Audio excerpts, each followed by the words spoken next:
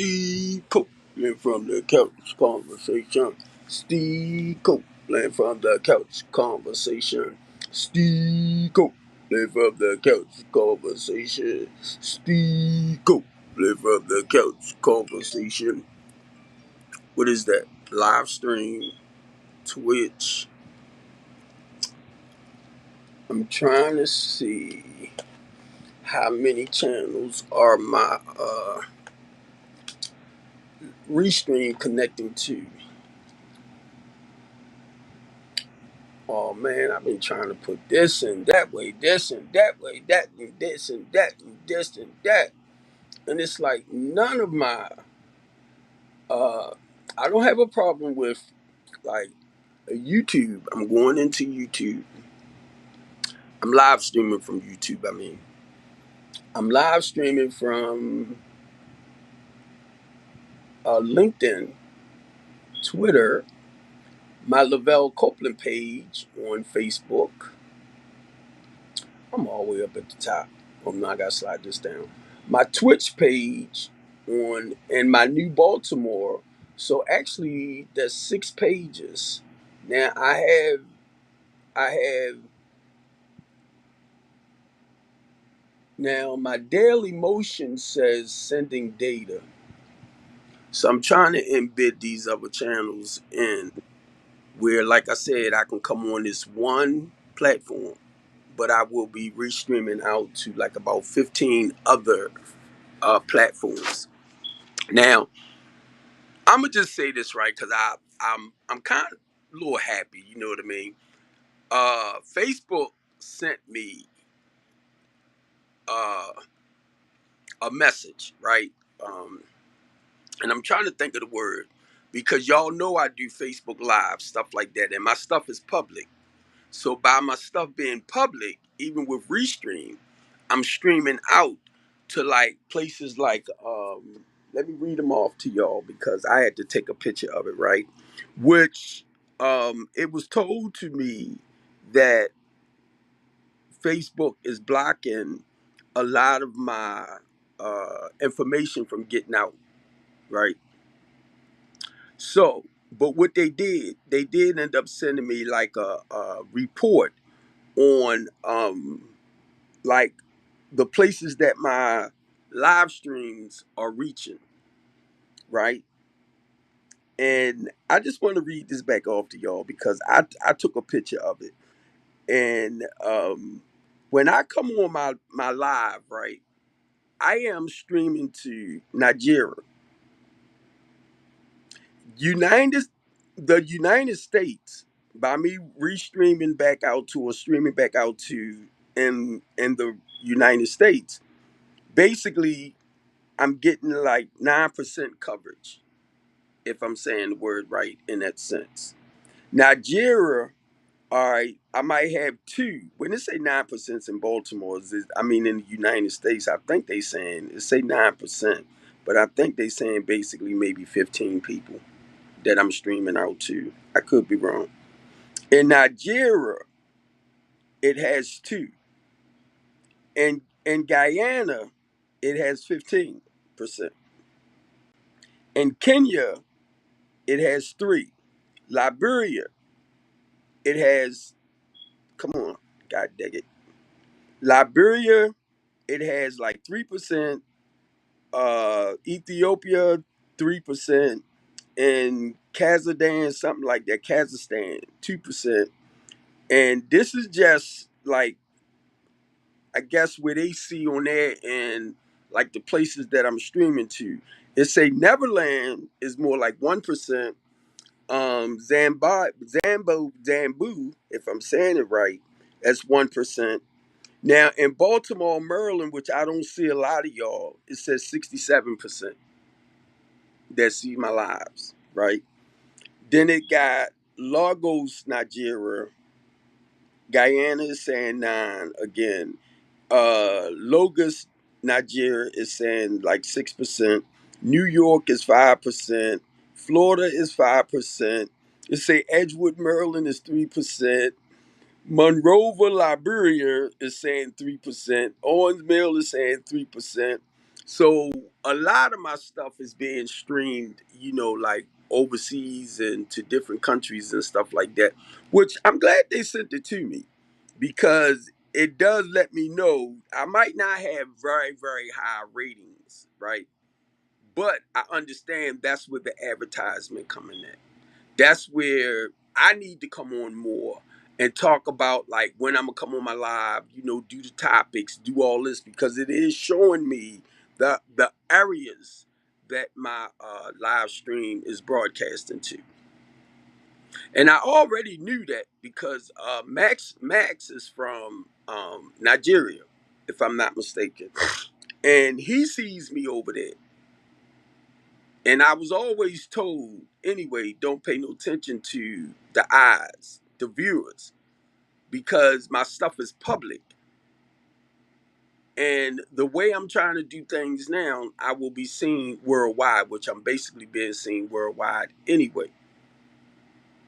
But I want to fix it where I would get more activity from the people that's actually watching in, you know, because I'm all about I don't know why I was getting ready to say recovery, but I'm all about helping people to turn their lives around. Now, this made me feel good just reading that because it just shows me my stuff is being streamed out. But I'm not getting a lot of like, activities back as far as people communicating, speaking back and letting me know what's what. But I understand all of that comes with growth. Because when I look at other people that have platforms and they might have like 100,000, 200,000, 75,000, maybe a million or two, like most of our famous people, just that their stuff is reaching out around the world and that took growth as well. So I'm only saying that for myself because this is not something I planned, y'all. And I keep trying to tell y'all, you know, as a person that did trucking, right? That's where a lot of my personal experience is at with trucking. But once I was able to retire and being a recovering addict, this month will be 30 years clean for me. And I never, ever, thought I would get clean and stay clean a day at a time. So my goal is to share more about the recovery process too. So I might end up doing not just the couch conversation, but I might end up implementing a recovery program as well because I talks about it anyway. I just use my own way of talking and not mimicking a lot of what I learned over the years because I started understanding it's not about what we say. It's about well, it is about what we say, and not as much as about what we say, but what we do as well. So they have to combine. You have to see that. And a lot of people, I think they're lost because they're so used to listening to people talk that they're not looking at your actual progress, right? And that's where I come in at with a lot of stuff. I'm sitting up here looking at so many people talking about, what's going on around the city, which is fine. Um, but I never hear too many people say what we can do to actually slow a lot of this stuff down. And that's what I'll be looking for. Whenever I go to a town hall meeting or anything like that, I'm looking to hear our local leaders or elected officials talk about like the working solution, like what they doing, or I want to say once you it say like if your business about working in the city and stuff like that, solutions. I'm gonna keep it simple. Solutions, right? um, when you get into politics, you can't mix business and politics together. Prime example: when we was at Ivan Bates, I'm gonna say town hall meeting. Y'all know Ivan Bates is a lawyer, so I, I will jack up the name of the law firm that him and this guy had together. Well, anyway, Ivan Bates had to take his hands out of that because now he's basically what he does is based around politics, and his goal is to support. And that's with any lawyer, basically, the constitutional rights of the people. That's why I love Communities United. I don't know a lot about like our civil rights, equal rights, constitutional rights, but I know enough when it comes down to certain things when we trying to either do a protest or when we doing a rally, because I have to learn a little bit about whatever I'm gonna speak about and understand the laws that protects that, like people's civil rights. I mean, like fair housing and fair wages for low to moderate income people or your poor people. And that's what Communities United is about. They fight for fair housing and fair wages for the black community. Now, since I've been a part of Communities United, everybody that reaches out with issues about housing and stuff like that, they aren't all black. They aren't all black. Okay, because the thing is, they fight for your civil rights, equal rights, and constitutional rights, and it doesn't matter whether you are black or white.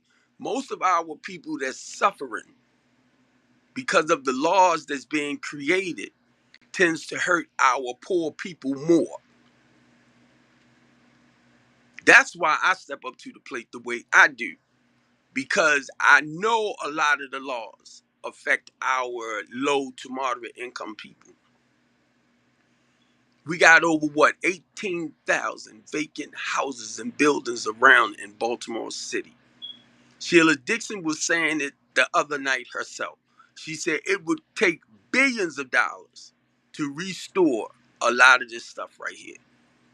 And what's starting to happen, they are turning them down with their empty lots now, some of them. So I don't know who owned the property or the lots, but this is right here is preventing them from actually rebuilding on a lot of these properties or empty lots. So now, mind you, I'm listening to some guys talking today, right? Now, the way I grew up, and it's not to knock nobody, right? I got a lot of misinformation from older people. Now I'm older now. You know, it's a poor rat that had one hole to run in and out of. And most of the men that I knew or grew up around was womenizers.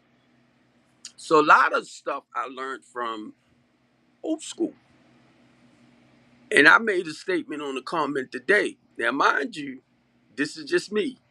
Because of the misinformation I was taught, and because of the misinformation that I believed in, I wouldn't feed that to the generation now today. I wouldn't. Because of what I understand about Bible and what I understand about scripture, you have to come with another approach with people that really don't understand the Bible or scripture or don't really want to know. Because there's a lot of people out there don't care about getting to know God or who created what or whatever. Just like you might hear some women calling God a woman. And sometimes I might be like, but I understand over the years now, if that's what they see and that's how they see things, it's okay. Because it's about the quality of your life. I'm not talking Melvin, I'm on my live. Melvin, I'm on my live, bro. So um so in saying that, I had to learn in the process of what I do is to come with another approach towards, when it comes to dealing with the people in general. Now, my kids, right, I'm an adult. They just getting into adulthood and stuff like that, right?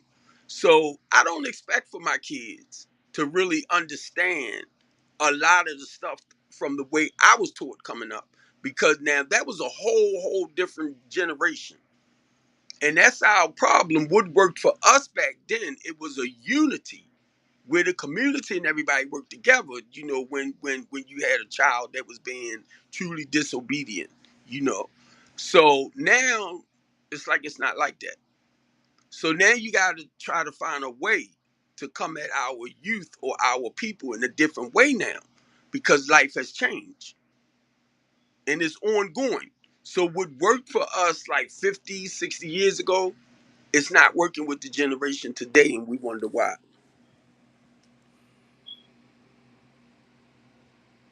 I'm trying to get my phone angle right. And you know what? What gets me right, um, and I understand. Please don't get it wrong. That's just hit me. I understand. And where a lot of people do not want to get involved in helping to change your Baltimore City around or be an eyewitness to certain criminal behaviors that's taking place, because sometimes I want to look the other way too. I do too.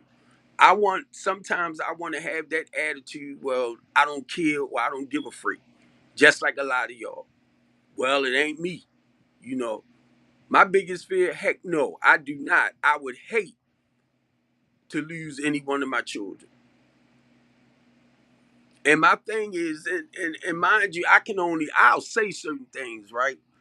Like, I hope I'll be more understanding and won't act like a fool if something happened tragically to my family. And I'm talking about my close family.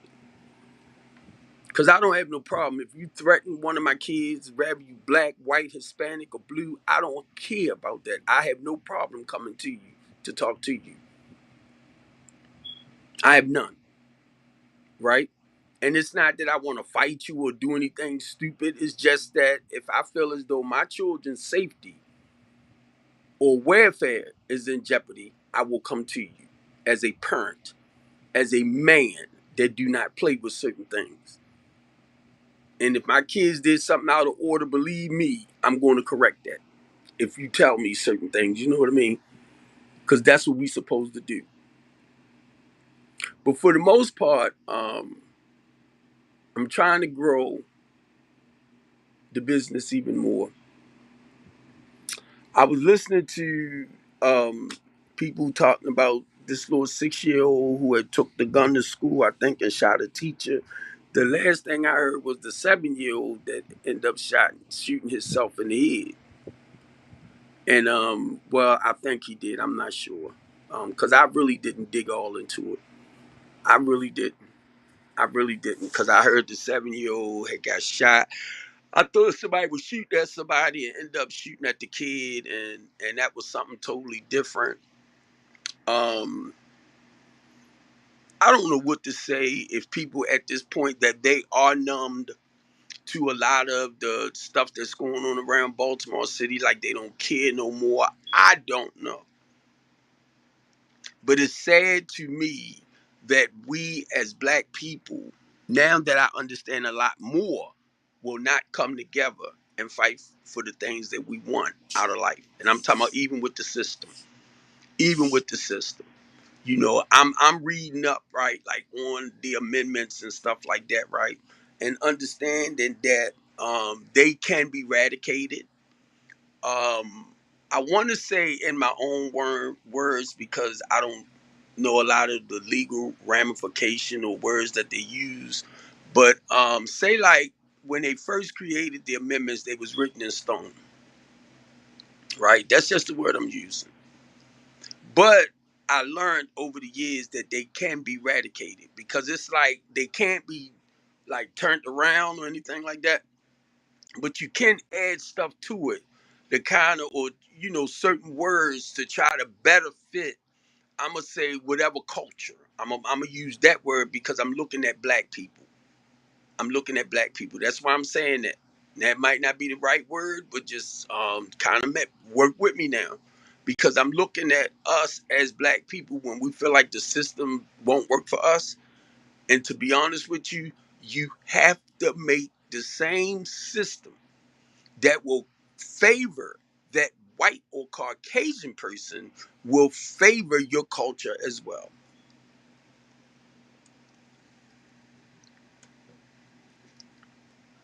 And you got to come together.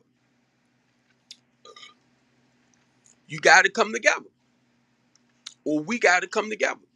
And the more we telling ourselves stuff like, "Oh, the system ain't gonna work for us," the system ain't, you defeating the purpose. And I learned a lot of this just being a part of Communities United. You don't even hear about the NAACP a lot no more. So Communities United, I call that the baby branch of the NAACP. Because they fight for the civil rights, constitutional rights of the people here in Baltimore City. That branch, that part of, Communities United. And I've been with them for a while. I stepped down off the deacon ministry. I stepped down off the board I was a board member for almost 2 years. I stepped down because somebody told me that there's some stuff that's about to hit the fan, and it's going to be the board members who take the charge. And I'm like, because it was stuff I was hearing I wasn't really happy with. Okay, and kind of play with that for yourself for me. But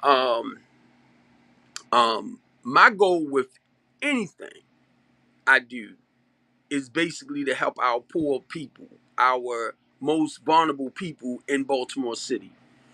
And I'm not going to keep throwing it because I'm really trying to get to the point. I don't care what you think about me, because it's not about me and it's not about you.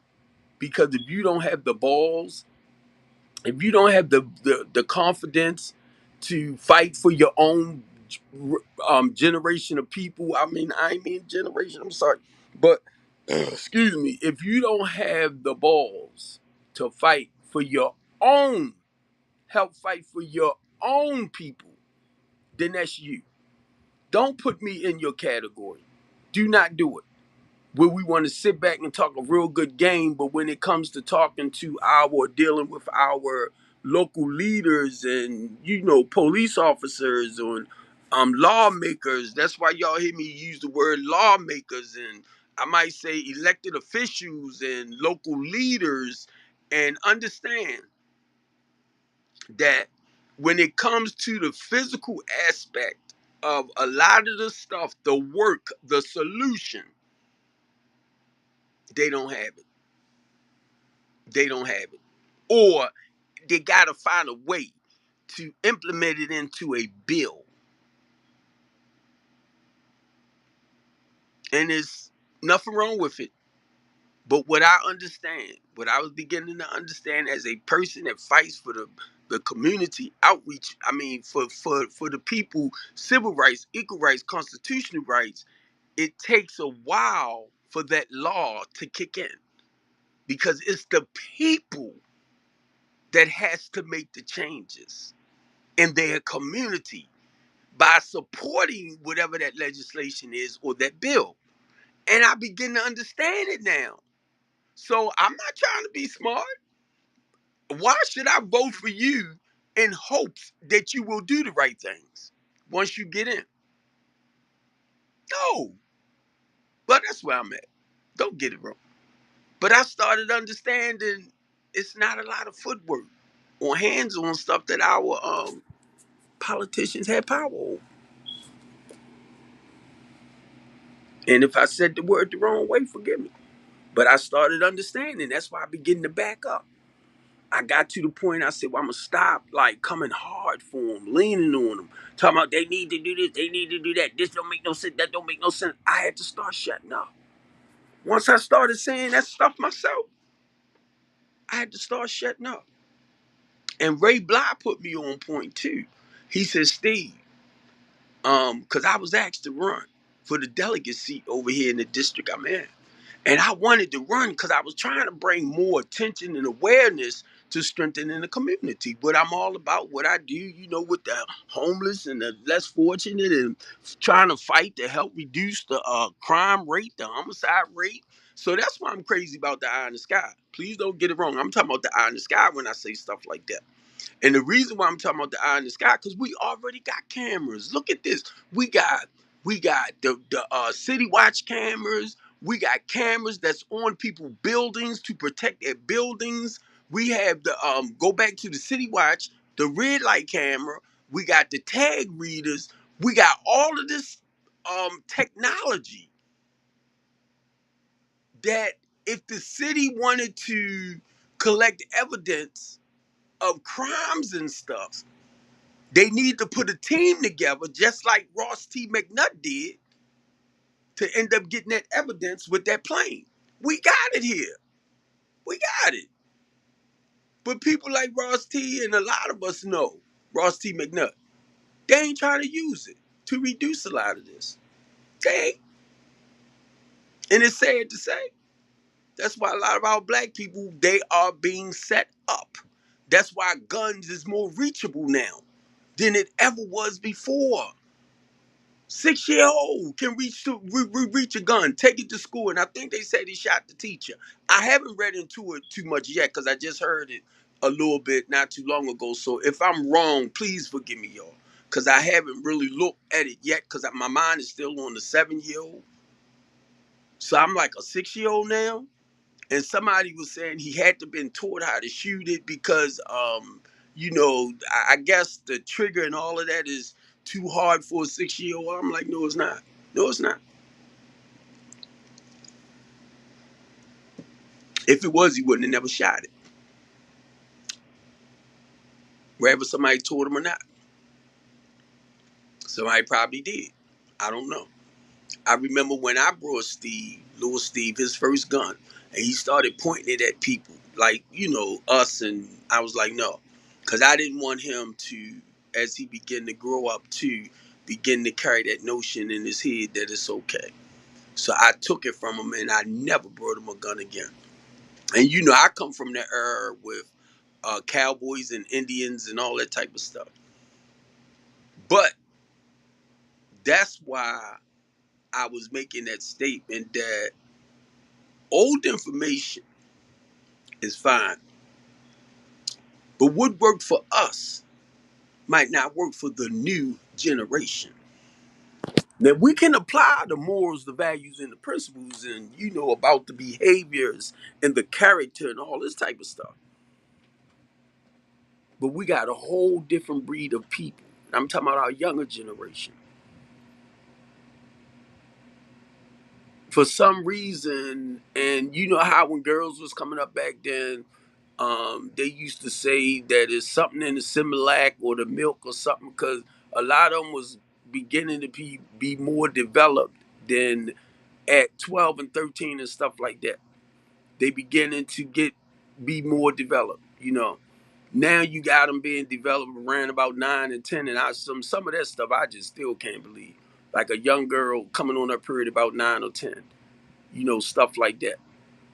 But I had to realize, it's a whole different time frame.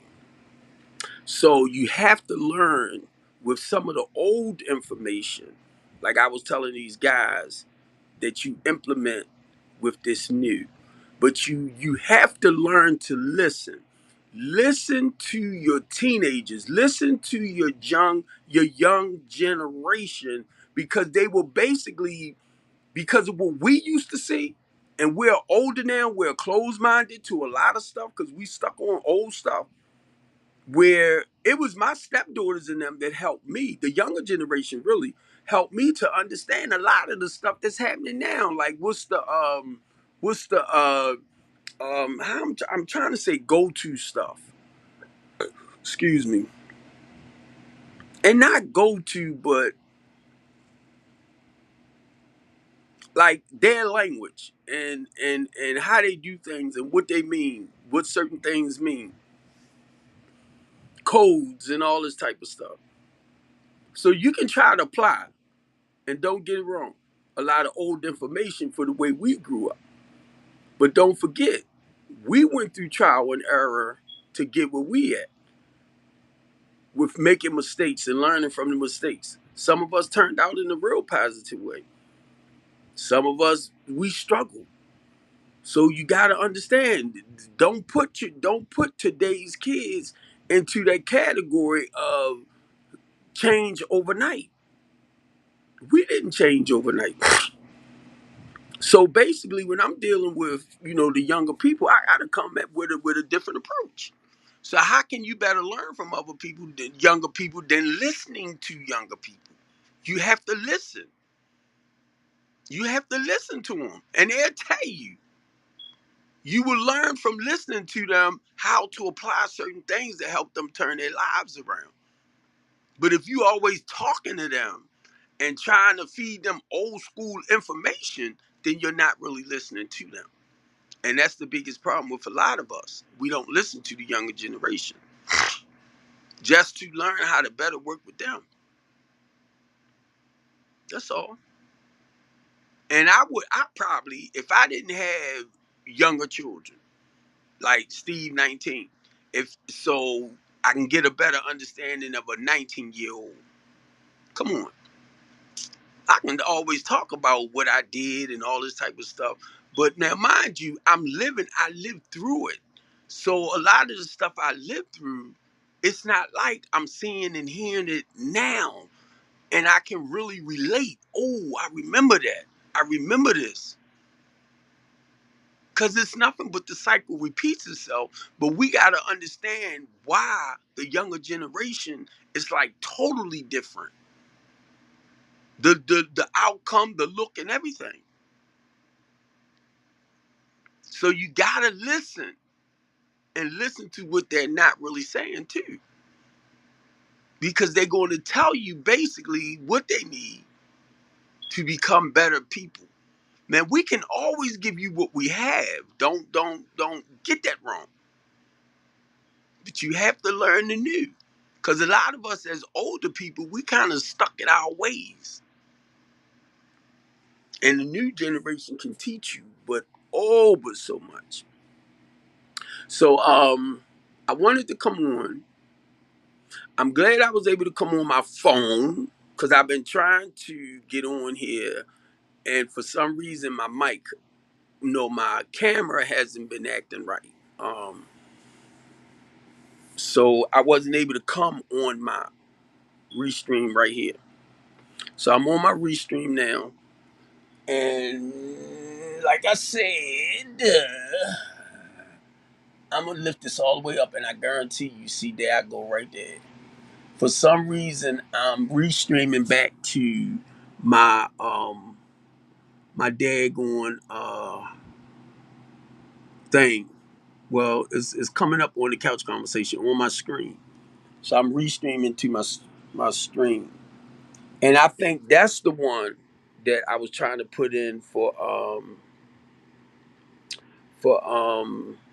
I'm looking at the seconds because it takes a few seconds for that for this to catch up with each other. See, like right now, and I see myself. My head was still turned double way for a while. But this is kind of new to me because I wasn't trying to um, restream like back to my own website.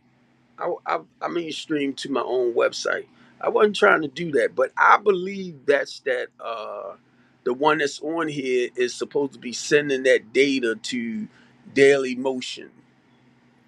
Daily Motion is one of them that I should be able to stream to because that's one of the 30 groups platforms that's within the in my packet. But for some reason it's saying that this setup is not supported. My title is not supported by this platform. So I'm trying to see how I can remove that because from what the people over there told me at Restream said we streams to those channels anyway. But it's kind of it's a blockage right here. And I'm not able to put it in right some kind of way.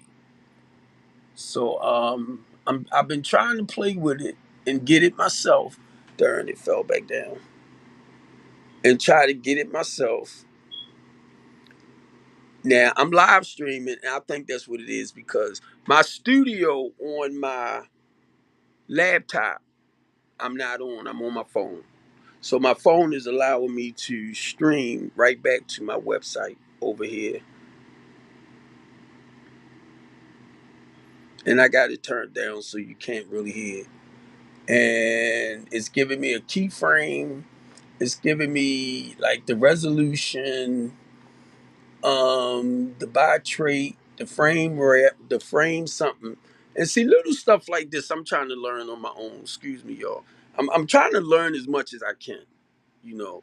Um, but I know 9 times out of 10 as things go on, I am going to have to get somebody in that actually knows how to do everything that I want done.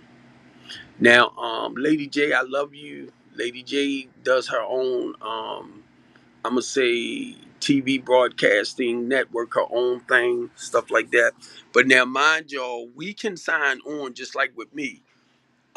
If I want to sign on to somebody else's, I'm gonna say platform or network, I can sign on to their network with my network, right? Which only thing we doing is just bringing, I'm gonna say, clients to each other. Now, once I'm up and running the way I'm looking at, see, with my channels, they like if you want to come on and you want to come on like 3 o'clock on Mondays. See, you can come on my platform, and then once you come on, you'll be able to live stream or stream to the 18 platforms, I mean the 15 platforms that I have, and you will be able to stream to the 20, one of the 27 channels, or the 27 channels, I'm sorry, that I have. Now you will have your own channel. See, you can create your own channel, but it'll be on my network. So basically, you building your clientele, and you're building and you're using the people that's on my platform as well to help you grow. And I asked Lady J, what's the average cost for stuff like that, right? Because I'm not trying to sit up here and charge people outrageous prices, which I'm gonna just say, like WOLB, right? They are limited into their bandwidth. With me, because I'm doing it on the live stream and I'm doing it on TV live stream, I'm branched out a lot further than like WOLB or WEBB, stuff like that. Because they AM radio stations. So their bandwidth is not as huge or branched out the way FM would be. Or I'm trying to think of some of the other stations that branch out further. So what I'm doing on my own, right, is basically producing my own platform, my own network, and broadcasting. But I'm underneath of their streaming form. You got me. So and still we have to do that anyway. Rather it's StreamYard, rather it's that's why you got so many out there that you can hook on to their live stream stuff for free and stuff like that. But excuse me, y'all know it ain't free. Might start out free, but the more you grow, you have to pay for certain services to get branched out. So I'm learning that too. Like with my 25 channels, I'm only using 2. But if somebody else want to come on with me, and we will create your own channel. And what I do, I have your channel on where it will play 24/7. We can put commercials in them, so we can advertise businesses to help, bring us revenue in, because that's the whole point. My goal is to continue promoting, strengthening the community. Um, y'all know I have a page called A New Baltimore City, and it's rebuilding our communities. That page was created in 2017 because of the 343 that was killed that year. That's how much we reached that year, 343. I met a lot of the mothers. I met some mothers whose sons, probably daughters too, but most of the ones I was dealing with or reached out to me was mothers. I have sons, I'm sorry. But most of them whose sons was killed that lived in Baltimore City, but they was killed in the county. Do y'all know they wasn't included in the homicides for Baltimore City, even though they was born and raised in Baltimore City, but they was killed in the county. So they wasn't included in like the 300 and something homicides because it wasn't Baltimore City. And a lot of this I learned and through the process of what I do. So the goal is y'all to be able to come on and talk about life on life terms, situations, and what I mean is get deep. We're talking about like rape issues, molestation issues, abuse issues, abandonment issues. Talk about it, right? But not just. I don't want to focus on the problem a lot. I want to tap on it, but I want to be able to share with y'all the stuff or the things that from my years of sponsoring men and women, how I was able to walk them out of certain processes as far as living it past, not being able to let it go, you know, not being able to live with some peace in the here and now. And a lot of us deal with mental issues and all that type of stuff because of some of the crises that we went through as like a child and stuff like that. So the goal is to touch in those areas and reaching out to people so that you can understand the process of letting go and letting God. I'm not going to sit up here as a Christian man myself. I'm not going to sit up here and I'm not going to beat people down with the Bible. Over the years, I begin to understand, and it's just me, that when you talking about a personality, people's character, people have a good side and they have a bad side. So when I look at Satan, right, I look at Satan, I don't look at Satan as no demon or no monster, nothing like that, even though that's how scripture critiques him or put him, right? I don't look at that. When you look at the human being as a whole, they got good qualities and they have liabilities, assets and liabilities, right? Um, so what I begin to understand, and please, I hope you catch what I'm saying. For me to read scripture and study scripture, I begin to see how at one point that old side of me, like that Old Testament, that old side of me is what the Old Testament is about. That lying, no good, resentful, angry person.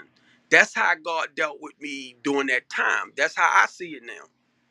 The New Testament, as my life has been turned around, is the new way of God dealing with me or living by, right?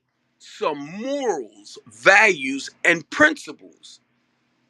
In other words, good godly direction, good godly women, good orderly direction, right? And that's how I see it now.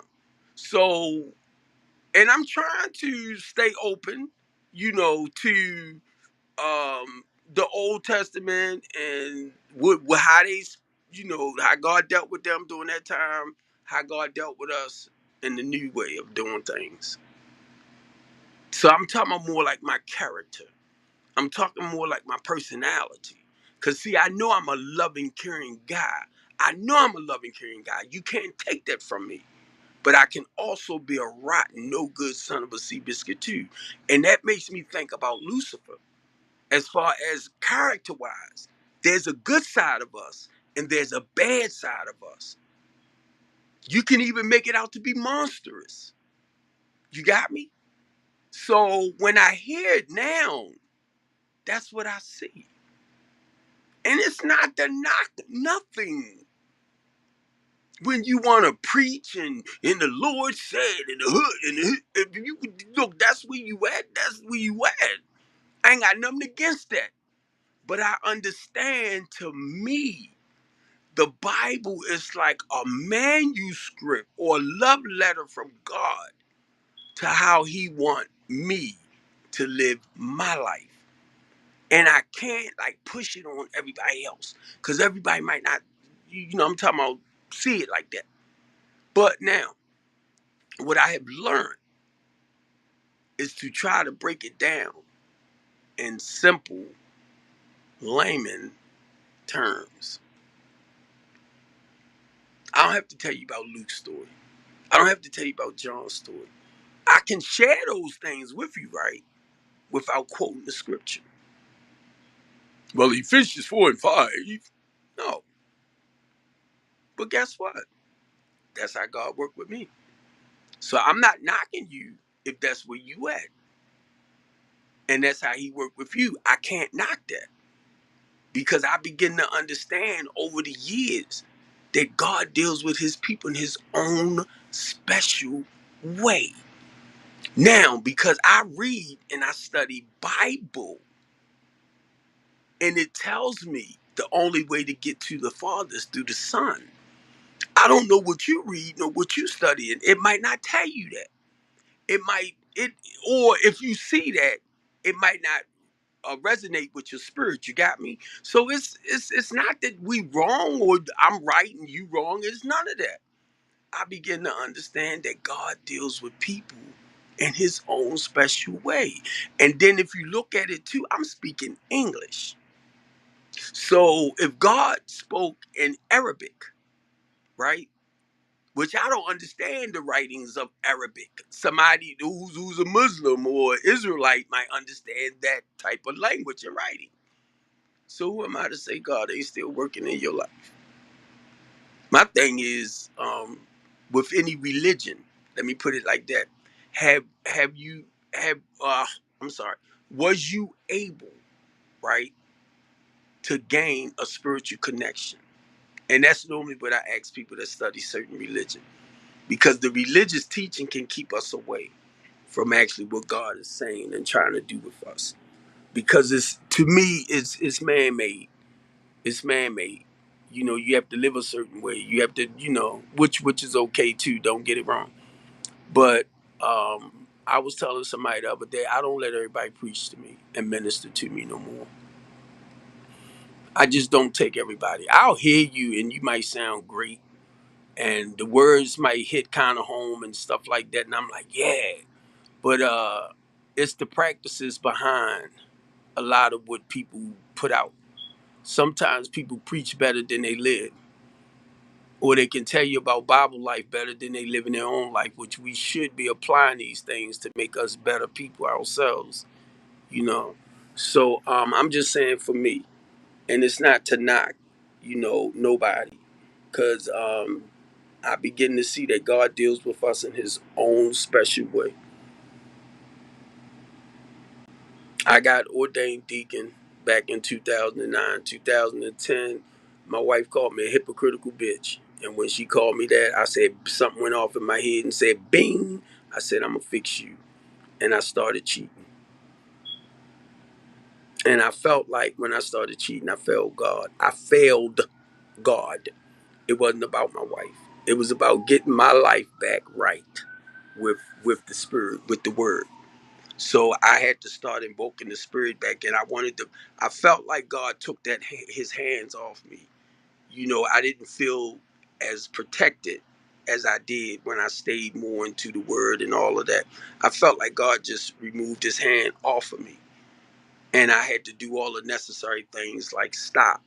Number one, going out there sleeping around the way I was. So I had to stop that sin. I understand that. I had to turn away from it. So I got to the point I had to stop calling these little young ladies and, going over their houses.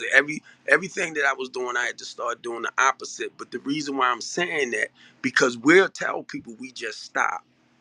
Thank God I did not remember people numbers straight off here. And whoever number I did remember, that was sad, because I would delete your number out of my phone. So that way I wouldn't call you, hey, what you doing? Can I come and get you? Because these are things that I had to do to actually repent and back up. You know what I mean? So you hear a lot of people say stuff, but they don't tell you the process.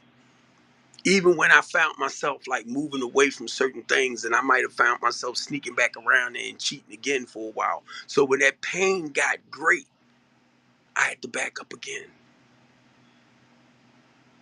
I had to stop going here and justifying that behavior, you know. So when people ask me, well, what did you do? How did you stop this? Or how did you stop that? I can sit back and say, I just prayed to the Lord and he delivered me. But no, it's a process. And that's why people, they never really tell you the process. They be like, oh, I just don't do it no more. Okay, and really be honest, that's more like saying if you don't pick it up, if you don't go back to certain behaviors, it's simple once you, I'm gonna say, master the art of not doing it. Then you can say it, right? But when you caught up, it's not that easy. I let it go for like a week or two. I let it go for a couple of months. But then I found myself repeating it. You know what I mean? So when I get 365 days within whatever that issue is I'm dealing with, it's like I got a year under my belt. I got 2 years under my belt. This month I will have 30 years clean. That might not mean nothing to nobody, but do you realize how that blows my mind? Not just that I have 30 years clean. February the 20th, I will be 61. That blow. I'm what? And if you older than me, like 70, 80, or 90 or whatever, that's good for you. Just understand what I'm saying for me. Because I don't want you to spoil.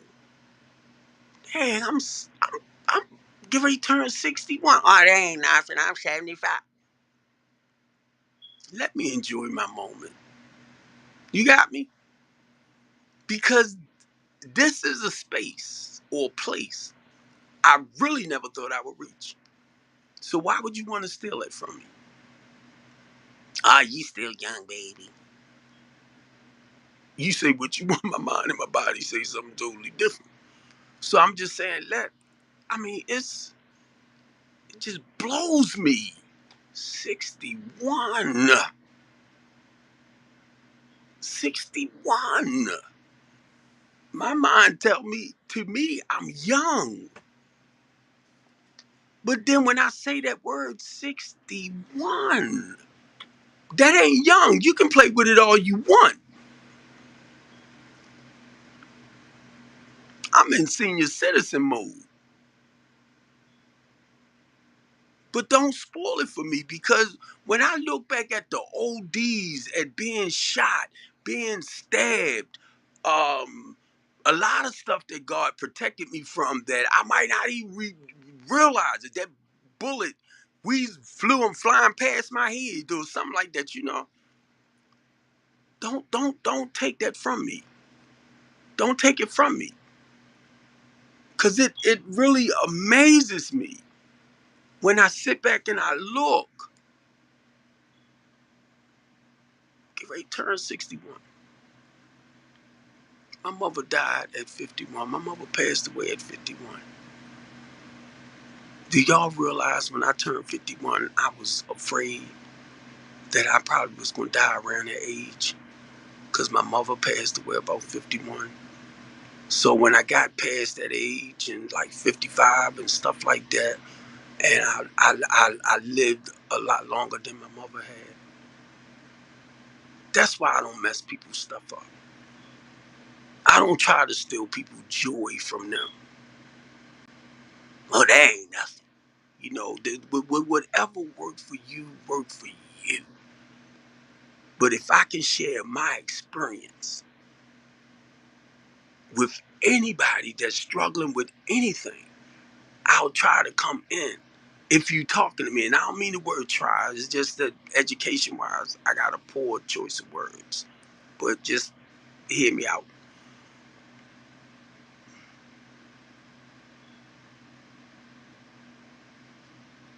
I don't care how old you are. But if you live past the years that you might have thought, that you should have been dead. And God showed you from time to time where you should have died. But I didn't take you. That's an honor. And none of us should want to steal it from you.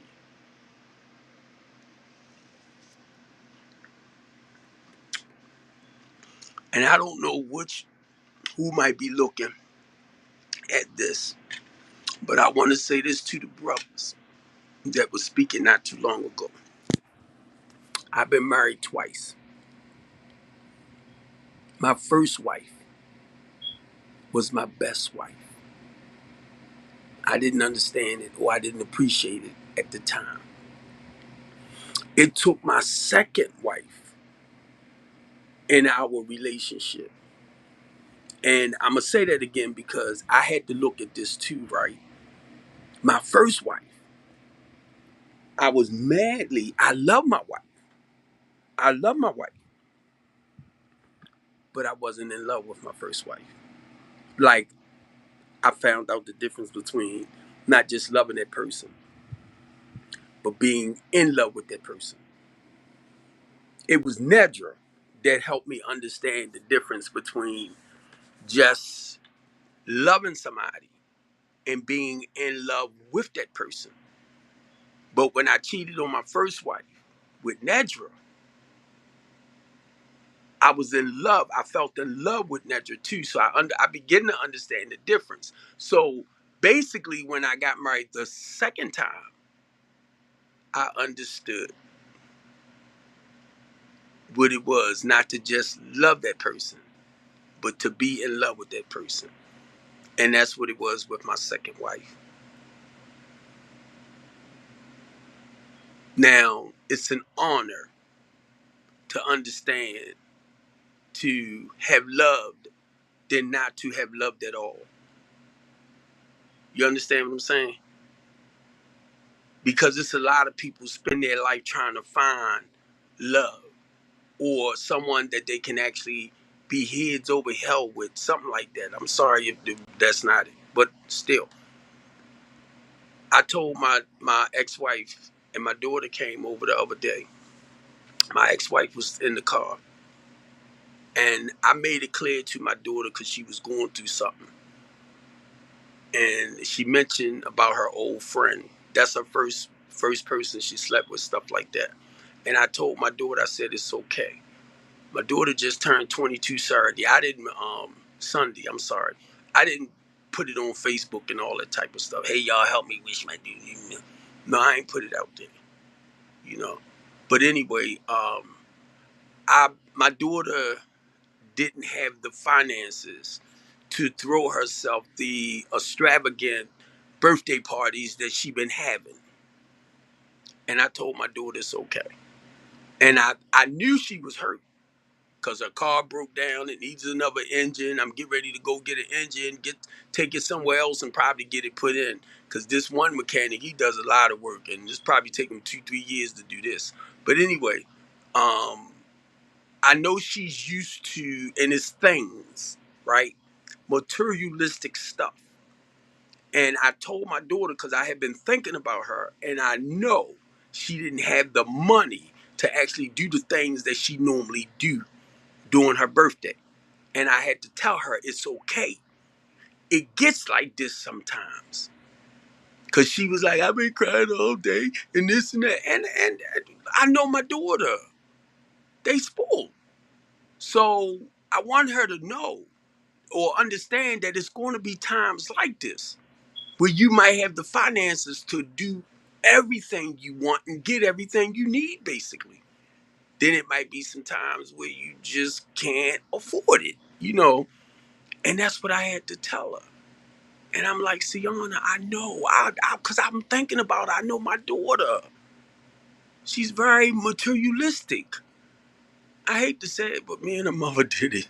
But anyway, so anyway, she's feeling bad, and I already knew, but I had to tell my baby it's okay, and I had to tell her, because the goal is I don't want her to base her life around materialistic things. because that's what I've done. And I understand they make you happy. Yeah, for the moment or whatever, stuff like that. But it's not temporary. I mean, it's not a ongoing thing. You know what I mean? So anyway, she left out, and basically what I'm trying to get to, I had to tell my daughter because she was talking about her old friend. You know, she still got feelings, right? That was her first sexual experience, love, and all that. So I understand. I said, let me tell you this. I said, and I try to make it clear to my kids that I still love their mother. And it's not just that I still love their mother. I'm still in love with your mother. Okay? I'm in love with your mother. But I understand today that's not a healthy place for me to be. And her too. Because we're two both like very independent. And my wife always been independent when it came to her family and stuff. So when she met me, it was hard for her to humble herself. So we would clash a lot. Because I was always taught that a man take care of his responsibilities. So if you're not used to that, women, we will clash when you're used to doing stuff yourself and you're not used to that male and you used to dealing with males that you had to babyfy as men. We will clash because I take care of Steve and I take care of mine. So we will clash if you don't humble yourself. And as a man, and this is just my stuff, man is king. Now I'm gonna be honest with you. Women rule the world. They do. But as a man, as a man, you gonna respect me. You gonna do this and that. Whatever my wives used to tell me to do, I always did. But I'm the man, when it came to taking care of the family. But I understand the difference between being that man over the house as a whole. But my wife or wives was the one that ran everything inside. And I started understanding that, yes, as a man, we're supposed to protect our house as a whole. So we are the king over the house as a whole. But when it came to the women with the rules in the house, shoo. Now that's just my stuff now. Some of y'all might understand, some of y'all might not believe it, but still, that's what I found out through like scripture and stuff like that. As a male, I take care of the house as a whole. I have to make sure everything is running right. Like bills are paid, maintain maintenance on the house, stuff like that. And most of all, too, it was the inside. But I try not to, like when my wife laid the rules down for the kids, I try not to go against them. What did your mother tell you to do? Because they will play us against each other. So those are things I had learned, throughout the years and being married and stuff like that. Would I ever get married again? I don't know. At one point, I did say I would get married again, but looking at life now and looking at the age that I am, I ain't really crazy about it. It's like reinventing the wheel. I'm not crazy about that. If I meet somebody like a partner that we might want to deal with each other, in that way, I ain't trying to find nobody with kids. I'm not trying to reinvent the wheel. I'm not trying to do none of that because I'm older now. I don't have that energy to deal with, like, I got a grandbaby. I think she coming about 5. She'll be 5 this year, I think. Um, and I haven't really been seeing. I guess my daughter figures she'll punish me by not letting me see my grandbaby, and I'm like, it ain't me, sis. That's your bull junk. It ain't me. Now stuff like that I would get mad about. But I from past experience and watching other people, my grandson, I think he about 13 or 15, somewhere along that line. And I haven't seen him. I seen him with my sister passed last year. Gave him a hug and everything. And then I seen my grandbaby too, my granddaughter. Which I haven't been to none of her birthday parties. My daughter called herself getting mad with me, and told me one day I wasn't her father. I said, okay, well, you need to go find out who your father is. I ain't mad because I I'm 60. I can't tell you is if my father living or not. Do y'all know how this still hurts me? And I'm an older guy now, but sometimes that shit hurt. So, cause to me, I feel like he abandoned me. Why he never tried to reach out to me? That's just where my mind to take me. But then I had to, with my children, become a better parent to my children than what he ever was to me. So I had to do the total opposite with mine. It's like showing them love, not just being that disciplinary. I had to show my kids, like, love them and make sure that they felt that. That's what a lot of us don't do. We don't embrace our children. I love you, man. I love you, girl. I love you, and they don't feel it. That's why some of our kids, that's lost spiritually or biologically, because they don't feel that connection. Some, not all. And that's what I begin to learn the difference with my children. I just don't show them. I had to let them feel it. You understand? And be honest with you, you won't hear too many men talk the way I just talked. Cause see, it's that ego, that's that pride. You caught up in your feelings, you caught up in your emotion. You damn right I'm a crybaby. Cause I was one big, evil, nasty dude. I carried the gun at 14 and I had no problem using it. And that's what I said when the kid shot Tim.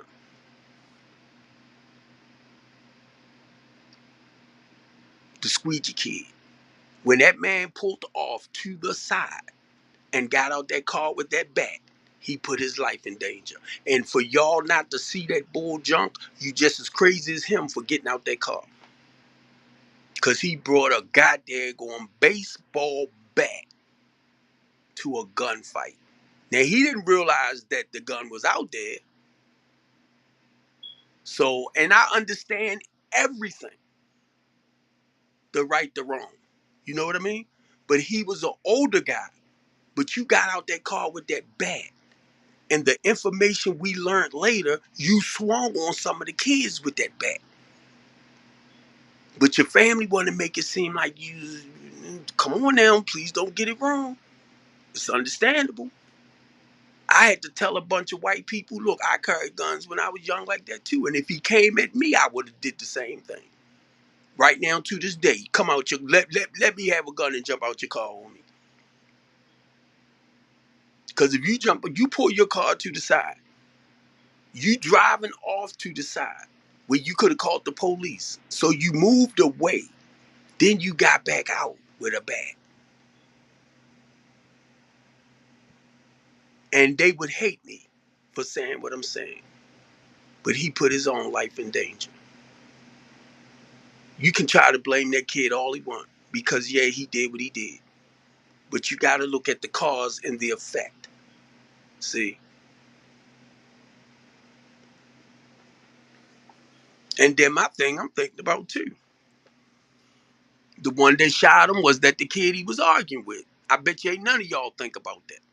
It could have been somebody out there just watching over them that ran and got the gun and came back. See, I'm an out of the box dude. When I look at stuff, I look at everything that could have took place, that did take place, and what we could have done to avoid certain things. I look at all that. I don't like the fact that they want to charge this 14-year-old as an adult. He's not a freaking adult. He's not. You got adults that act real childish. But you're gonna turn around and they grew into being an adult. That's why I thank you, God.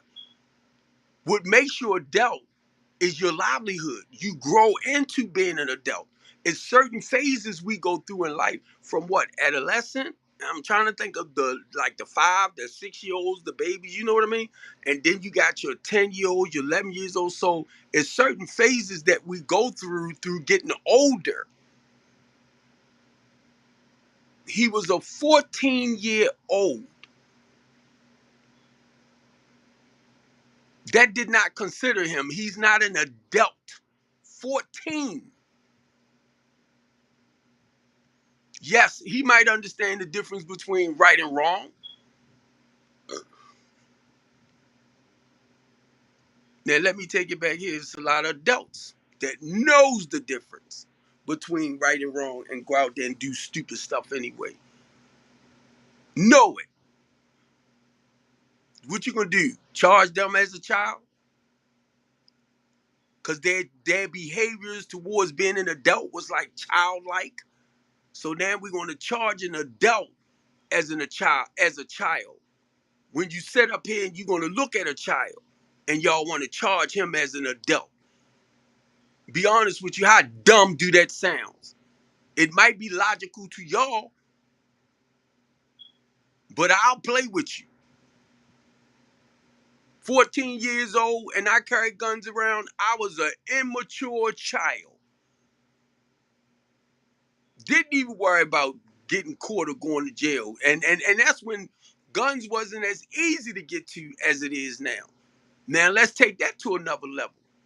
A lot of our elected officials, a lot of our local leaders, a lot of our people in higher places knows that these guns and stuff like that is being poured into the black community the way it is for the black people to take off the black people, to take out the black people. So happened, guess what? It just slid out the ghetto. I said that too. Because when I look back at my life and was hustling and all that type of stuff, it wasn't a white man supplying the drugs or the weed to us. It was other black people that knew the white people that was, you know. So y'all know where it's coming from. The fentanyl. We got over 300 something homicides in Baltimore City. We got about 3 times that amount that died from fentanyl and opioid. Y'all don't hear about it too much no more. But believe me, it's still about twice as much as it is. Y'all don't hear a lot about that no more because I am a fighter. I'm aware of the fentanyl and the opioid. I'm aware of the sex trafficking, all of that. That at one point they talked about it, and it's like a week later, don't nobody hear about that stuff no more. Because that's us as people.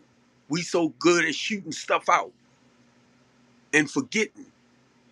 But people like myself that's out there fighting this stuff still understand it's still as strong.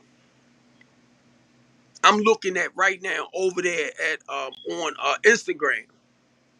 Homeless services making statements, right? Well, we're gonna have the shelters open and we're gonna do this and we're gonna do that. But Brandon Scott just gave them $92 million to help end homelessness. Okay. I reached out to Brandon Scott and said, hey man, why you didn't you know what I do? So why you didn't kind of work with me to help our homeless and less fortunate people too? He told me reach out to them.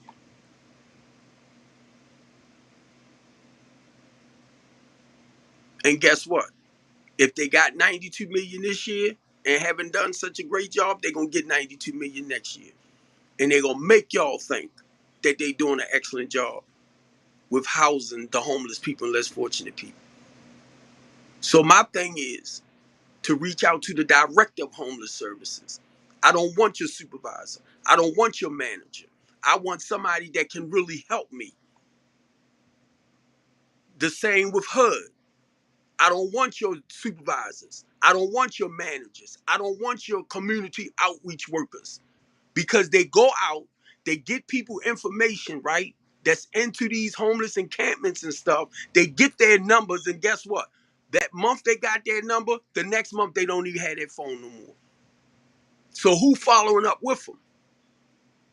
Now 30 years done passed, and they still out there. I'm just using the 30 years as an example. Because it's a job for them. And they can play with the numbers to make us think they're doing a better job than what they really doing. But then people like me, right? And I don't go after them a lot. I don't, for help. But what I feel sorry about is Christina Flowers. Cause that girl, like, she like dad. And what I was trying to tell Christina one day, stop going after them by yourself. You need to get you a team of people so that they can see that you not just that you are serious.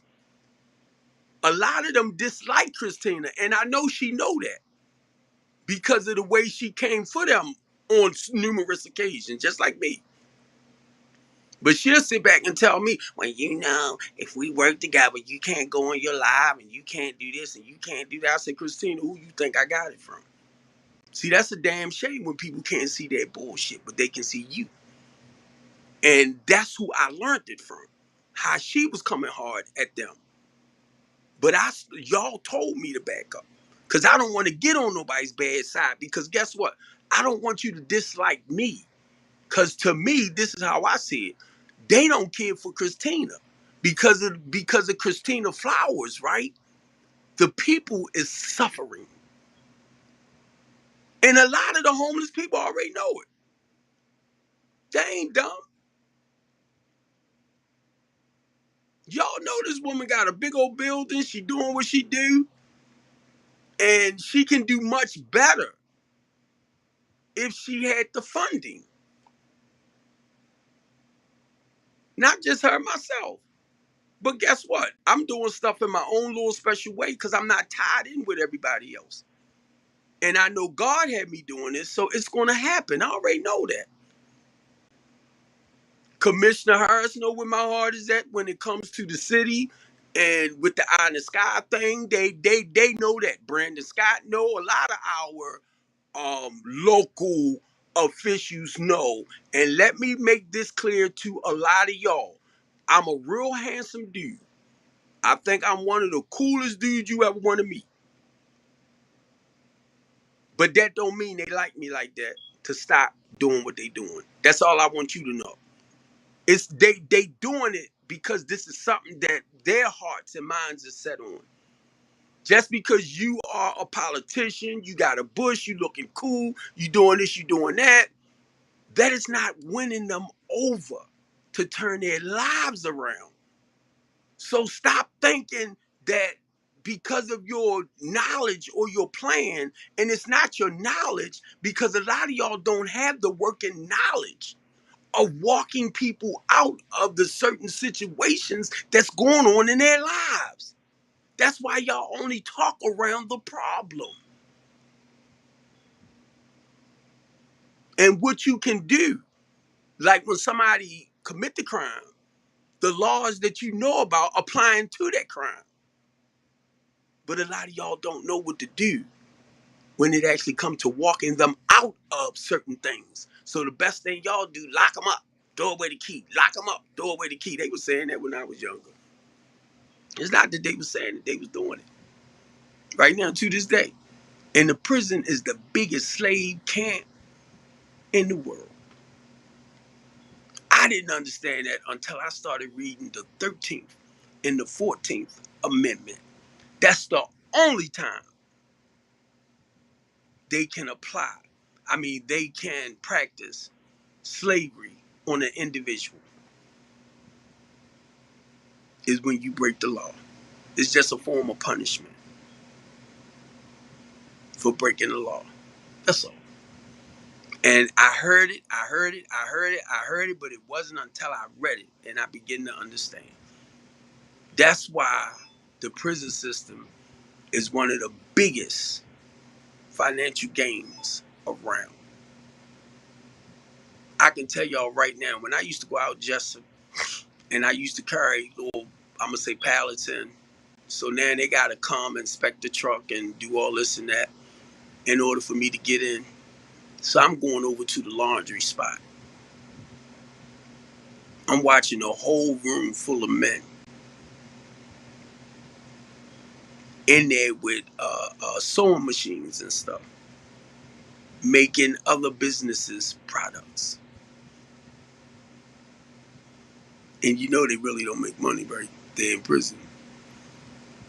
Now, after I deliver this stuff over there, right, and I'm getting ready to leave back out. Now, I got a correctional officer with me because he got to escort me, right? So when I go back out, they they inspected my truck again because they want to make sure nobody is hooked up to the bottom to get out. Do y'all know how that felt? And it happened so much as far as me going into like Jessup and all of that out there. I would pick with the people.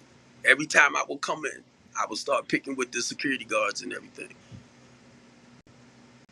because they begin to know who the heck I am, as far as bringing product. So a lot of this is why I fight the way I fight, right, for our people to slow a lot of this down. And when I say our people, I'm not just talking about mostly 99% is the black man and woman, but they not the only ones getting arrested for crimes. But I can only speak on my own people because that's who I mainly fight for. But I have no problem helping anybody. Wrong is wrong. You know what I mean? So, know what? Because of what I do,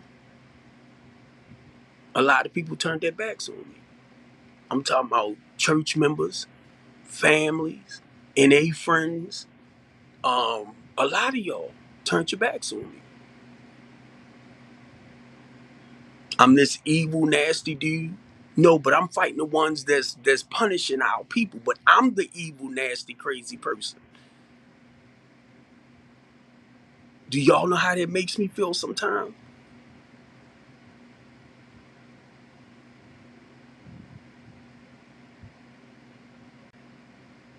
I mean, if you're afraid to put your life on the line, that's understandable. I understand that. But guess what? Your ass gonna die one day anyway. Because that's what I had to realize. But God pulled me into this area.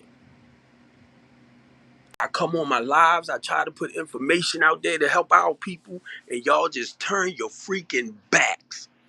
If I was over here like sleeping around and beating on women and all that type of stuff, I probably had like 1,000 viewers. Because as long as it's negative, y'all feed deep into it. And I started seeing a lot of that.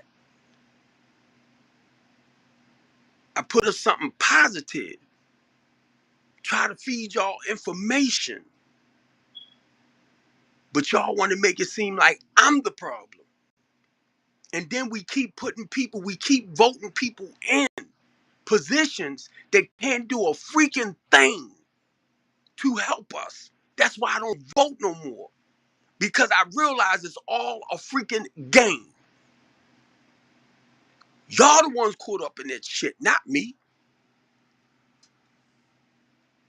But it took me to get and start fighting this fight to realize it's not a freaking lot.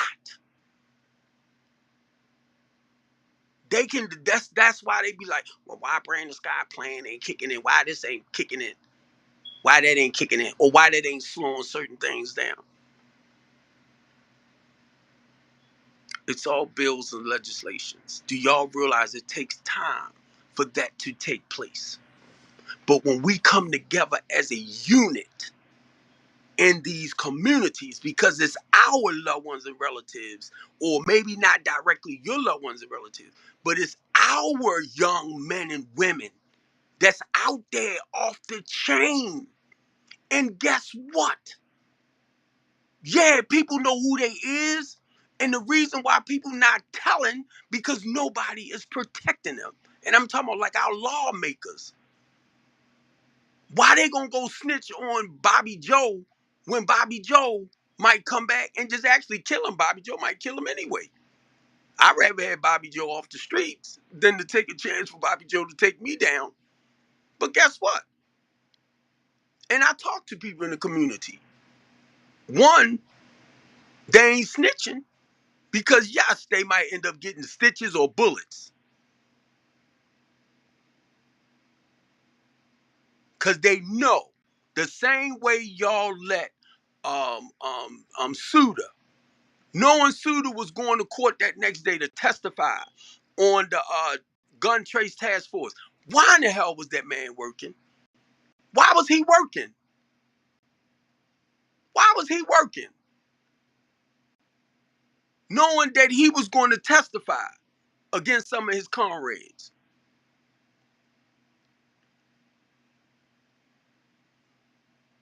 And be honest, I'm just saying me. I wouldn't have came to work knowing that, my life definitely on that point was on the line and I got to go testify the next day. And then y'all gonna let them tell us that this man shot his own self in the head. Even if he was going to get put in jail himself, guess what? His family he would have still been here for his family to see. I spoke out a lot about that too. And what I get from Baltimore City. What I get? A fucking bunch of hatred from y'all. Get donations. Get donations. Get pallets of donations.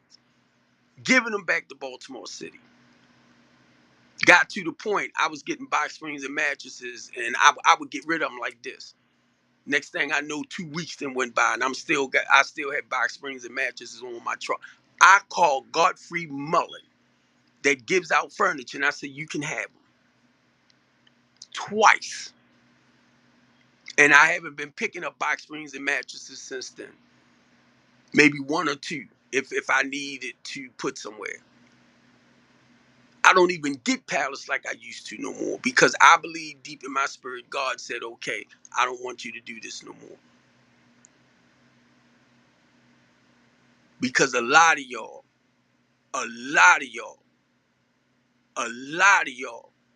I'm getting this stuff. Like right now, I got about 30 bags of clothes on my truck that been there for months and months and months and months. And guess where they going? I'm taking them right up to Savers and pull them all off. And dump them in that big containers that they normally take all my stuff when I'm turning in clothes. I don't have the energy no more to distribute this stuff by myself. So I got a table on my truck. I got a table there in the basement. I got a white table on the truck with 3 chairs to it. I got a table down the basement at the house with 6 chairs to it that I had to take off the truck. I got a lot of Candy gave me these knitted knitted stuff that her grandmother made and all of that. I'm keeping that. The quilts and all that. Oh no, I'm keeping those. But I'm going to this girl. I got all her stuff that she left in the house back in October, November, and she have not gotten her stuff off my truck yet. I put it on there. I told her get somebody to come and get her stuff. I talked with her mother. This was probably a month ago. I said I put the stuff on the truck, and there's some bikes in the yard that I got to put on the truck for her kids. But I'm telling y'all, I did look at my phone the other day, and she called me, finally called me. So I'm going to reach back out to her, but I'm trying my best not to dump that stuff.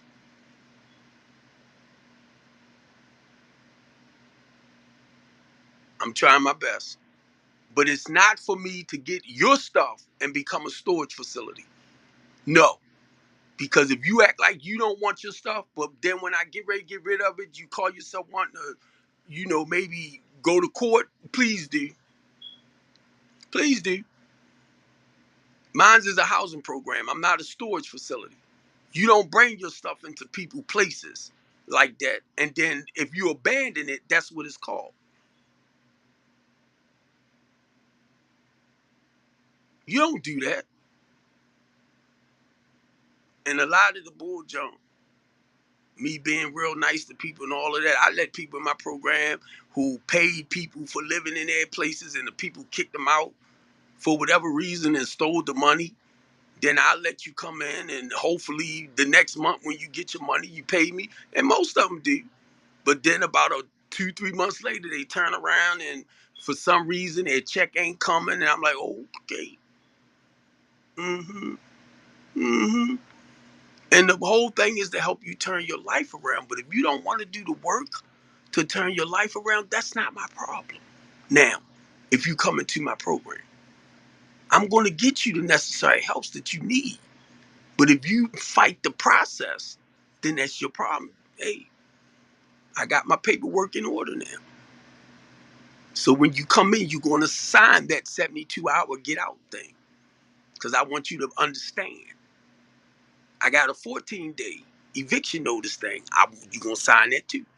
Because if you call yourself fighting me, right, to leave my program, I want you to see the process. 72 hours, you go. I don't have to get the police. Be honest with you, 14 days, I don't have to get the police. Because now, the only thing I'm learning more now, it'll give you 14 days because when you in somebody's housing program, and I'm not talking about rental program, I'm talking about like housing program, like a recovery program and all of that, you only on a month to month basis. That's a verbal agreement. We don't do like rental agreements and stuff like that. So it's month to month. So by right, if you don't pay this 30 days, we can get you out by the next 30 days. But I ran across some stuff that will help us do it in 14 days. And I printed that out. And I ran across some stuff too that we can get you out in 7 days eviction. So my thing is stop playing with people with their programs.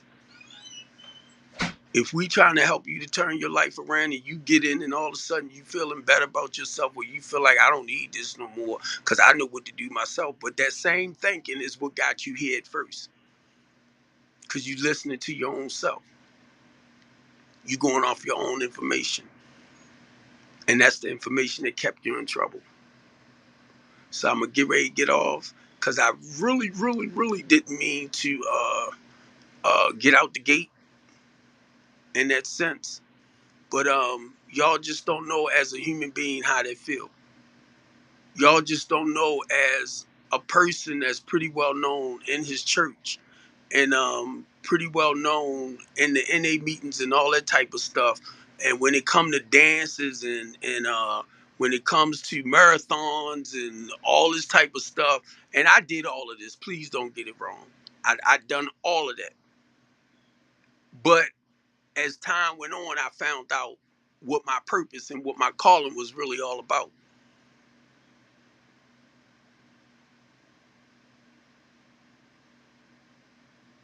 And I'm not knocking you for the things that you do. It's just that I started learning. And that was my whole goal to find out.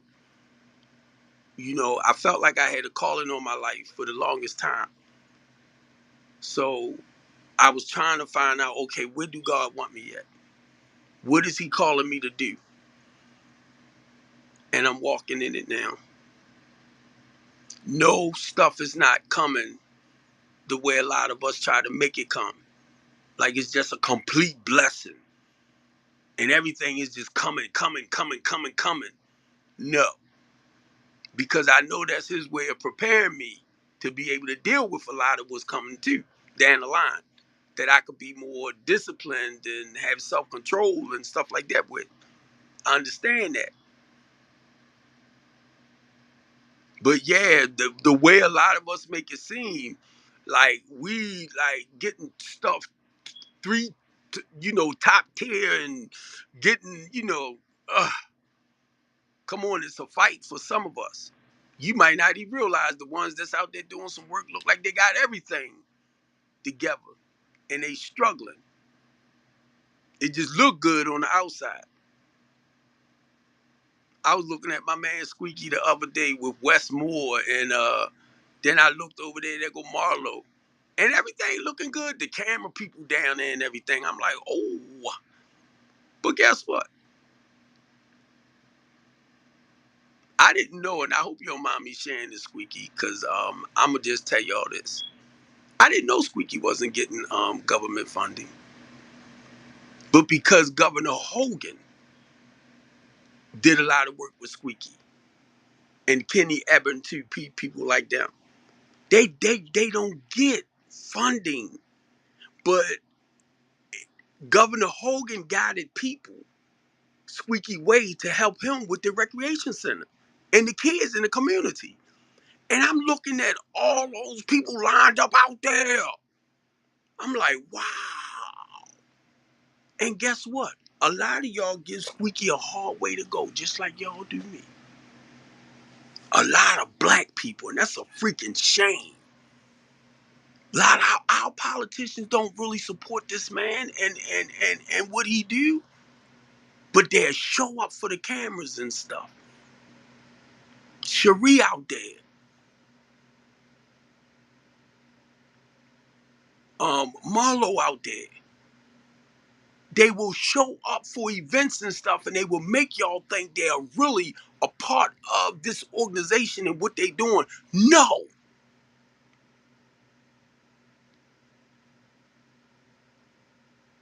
But then you got Hugs Don't Shoot, Safe Streets. They just turned the name around Ceasefire. There's other organizations that fights for the community out there, and guess what? A lot of the black ones don't get money. And they put their life on the line every day. So I don't reach out for government money. But I do have a program for the youth. And that's why I started the Baltimore's Real Teen Talk. So when I get ready to take my program and get my 501c3 for the multipurpose center for the inner city youth, I will already be doing the Be More's Real Teen Talks, yo. So it's just to have somewhere for our kids to come and embrace their talents, like music, art, theater, dance, and stuff like that. A lot of people cannot afford the School of the Arts. So we have to create stuff like this for them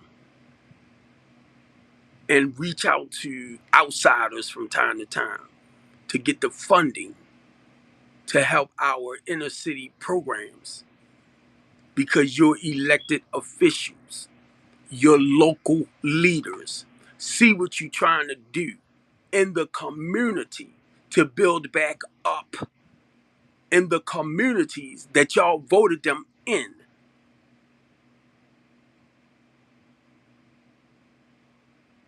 And wondering why things not really changing.